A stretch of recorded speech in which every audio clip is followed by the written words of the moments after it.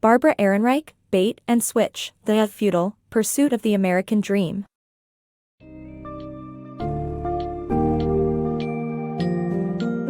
In Bait and Switch, The Futile Pursuit of the American Dream, author Barbara Ehrenreich delves deep into the world of white-collar unemployment, analyzing the various challenges faced by today's professionals, particularly those based in the United States. This book highlights the crucial factors that threaten job security even as stock market prices climb higher and companies continue to make profits. Themes such as corporate practices, failed job search strategies, and the struggle of educated workers trying to find work play a key role in this narrative. Within these pages, you'll learn about Ehrenreich's undercover journey, where she goes on a year-long mission to find a white-collar corporate job, encountering numerous barriers in the process.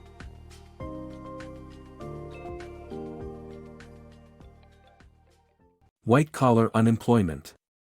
Investigative reporter Barbara Ehrenreich delves into the growing phenomenon of white-collar unemployment in her book. While traditional blue-collar jobs have been most affected in past economic downturns, layoffs and downsizing now threaten every employee, including those in white-collar positions.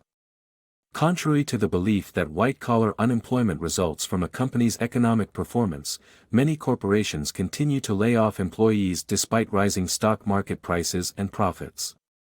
Barbara Ehrenreich goes undercover to examine this situation firsthand, using a fake resume to seek a public relations position.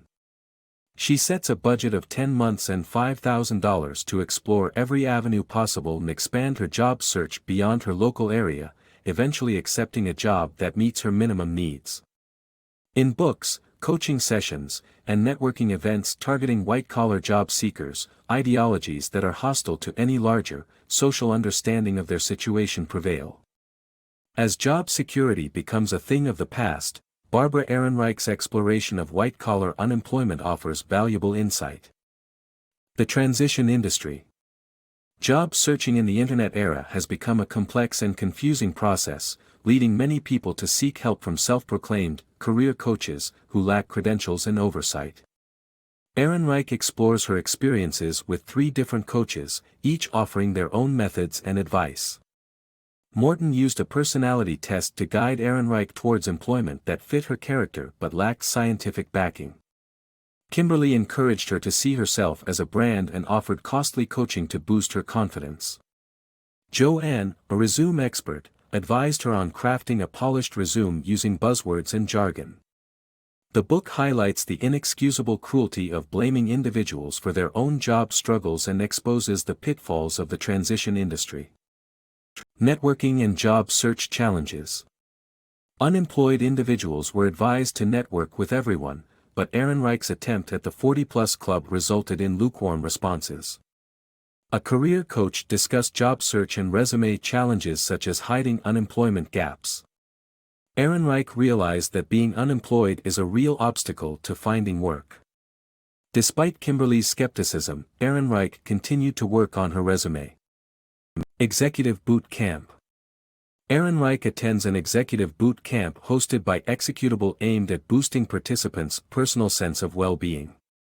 The seminar is hosted by career coach Patrick Knowles and is attended by participants who are looking to improve their job prospects. Knowles claims that personal determination and self-improvement can fix any problem with being jobless. However, Ehrenreich is concerned about her age and fitting the corporate mold and is offered useless advice. She notes that being unemployed may in itself disqualify someone for a job and questions the typical coaching dictum that determination beats any obstacle.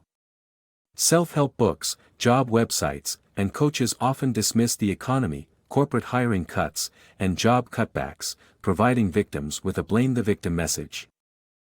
Job hunting woes. A job seeker, despite her efforts to network and seek professional help, struggles to land an interview. She spends $1,000 on an image management consultancy firm in Atlanta that advises her on her type and appearance, but it yields no results. Faith in finding work.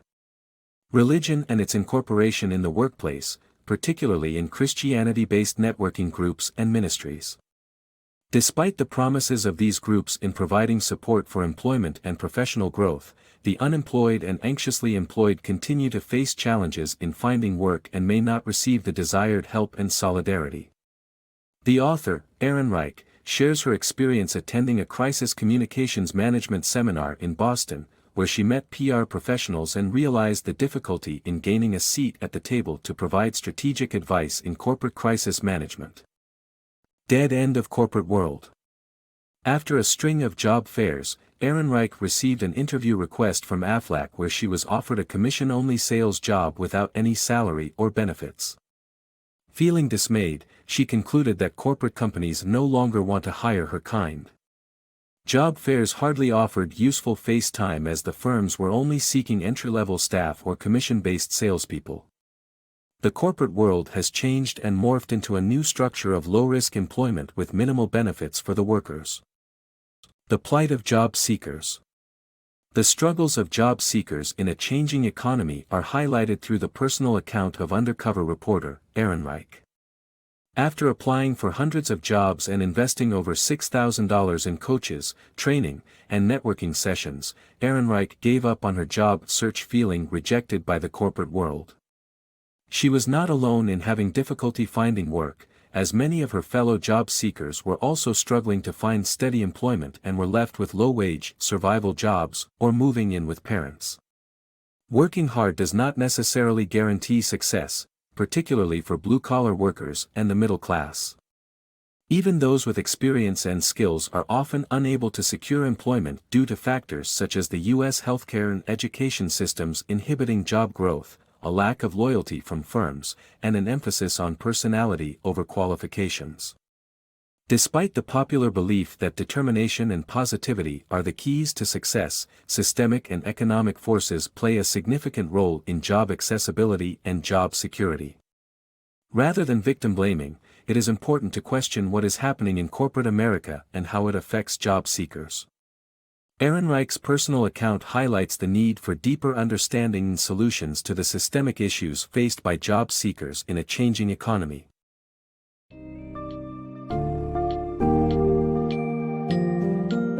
After her challenging journey through the corporate landscape, Ehrenreich ultimately reveals that the pursuit of the American dream is more uncertain than ever before for blue-collar and white-collar workers alike. Throughout her mission, she uncovers the disturbing reality of systemic and economic factors that keep many people on the fringes of employment. She also exposes the rather hollow promises of self-help coaches who often blame victims for their unemployment.